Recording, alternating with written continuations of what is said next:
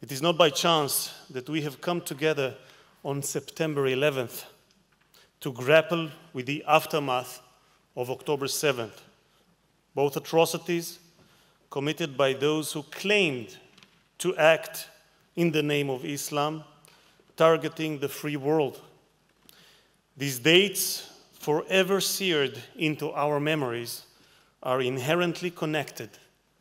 September 11th was an attack unprecedented in scale.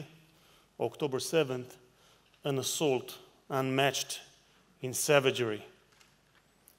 In such fateful times, it is especially meaningful to be here in the Parliament of Austria at a summit meant to mobilize the freedom-loving world to confront anti-Semitism and terrorism.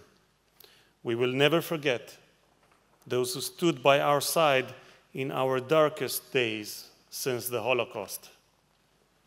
When the Nazis murdered 1.5 million Jewish children, many hoped that anti-Semitism had run its course, that 6 million unmarked Jewish graves might themselves mark the end of Jew haters in history, that never forget ensured never again.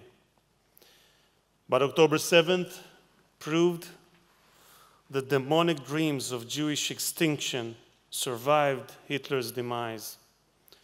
The world witnessed Hamas's modern-day Einsatzgruppen murdering, decapitating, mutilating, and burning 1,200 innocent men, women, and children amid a frenzy and unimaginable sexual violence. They dragged 251 hostages into Gaza, where 101 still remain. Just weeks ago, 6 were barbarically executed with a bullet to the back of the head. October 7th marked the launch of a twofold existential conflict for the Jewish people. On the one hand, a seven-front war of annihilation against Israel led by the head of the snake, the Ayatollah regime of Iran. On the other hand, a parallel battle to crush Jewish life worldwide. While terrorists menace Israel with rockets and rifles, anti-Semites torment Jews with intimidation and assault. While terrorists try to drive Jews underground into graves and tunnels, anti-Semites seek to force Jews undercover, confined to lives of shame and indignity. According to the EU Agency for Fundamental Rights, today, nearly 4 out of 5 European Jews cover their kippot, tuck in their Stars of David, and bury any signs of Jewishness. This is what Jews must do to avoid abuse and discrimination on campus, at work, online, and in the streets. Jews suddenly find themselves thrown back into a world we hoped we left behind, locked in the all too familiar chains of persecution, pogroms, and fanatical mass murder. And yet, even as we walk through the valley of the shadow of death, as King David insists, Lo era ra, I shall not fear evil. Jews are victims once again of hatred and violence, yes, but we are gathered here to proclaim with thundering conviction that today things will be different. Today we fight.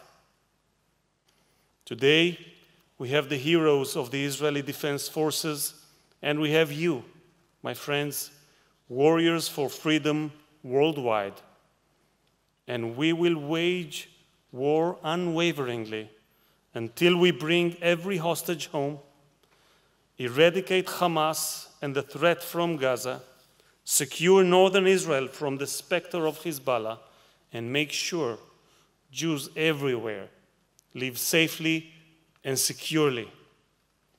With parliamentarians in the room, it's important to point out that anti-Semitism is not a problem we can legislate away. When all you have is a hammer, every problem may look like a nail. You can and should legislate against hate crimes, but you cannot legislate against hate. Beyond behavior, we need to change hearts and minds. We need to tackle anti-Semitism from the ground up to stop the indoctrination of hate and end the incitement to violence. We need to shelve hateful school books and confront foreign propaganda press. We must expose the anti-Semites on both sides of the aisle and unmask the anti-Zionists disguising their hatred as a political protest. Anti-Zionism is anti-Semitism. In the international arena, we must call on all nations to crack down on skyrocketing anti-Semitism and designate Hamas and Hezbollah as terrorist organizations. My counterpart representing Canada and Austria have done so already. In the vital interest of the free world, those who have not should do so without delay. Beyond doing, we should be feeling pride, feeling confidence, and a bit of the classic Jewish chutzpah, the boldness embodied by our ancestors who were willing to give up their lives, but never their identity. We didn't see anti-Semitism disappear after the Holocaust, but we did see a strong and unified free world rise from the chaos of the Second World War. Today, more than ever, more people than ever, no hatred threatens civilizations and paves a path to tyranny. 80 years ago, Austria was the scene of some of the worst Holocaust atrocities, including mass enslavement, deportation, and the murder of tens of thousands of Austrian Jews. No more. Today, Austria stands by Israel. Today, Austria's government, parliament, and people are leading the battle against anti-Semitism, engaging in numerous cross-party initiatives to tackle the age-old hatred head-on. When President Sobotka joined me to witness the devastation of October 7th in Kfar Aza, in the kibbutz of Kfar Aza, we visited the home of Sivan El-Kabetz, where she and her partner Naor Hasidim, both just 23 years of age, were brutally murdered. Hanging on the wall is a snapshot of her last messages with her father, Shimon, ending with his final cries, "Sivani, Sivani," to which there was no reply. We shared a very special moment in which President Sobotka, moved to tears, told me that his grandfather had been a member of the Nazi SA.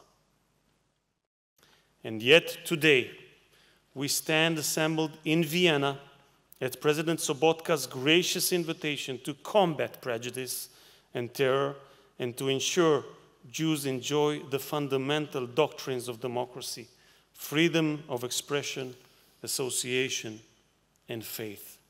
For Austria and the Jewish people, the shadows of the past loom large, but the promise of our age, proven by our presence here today, hands us hope and assurance that we will win.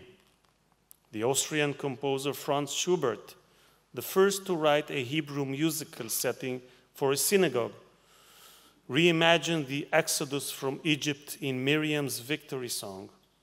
The enemy, burning with murder, pursued the Jews, and then the tower of water all around collapses.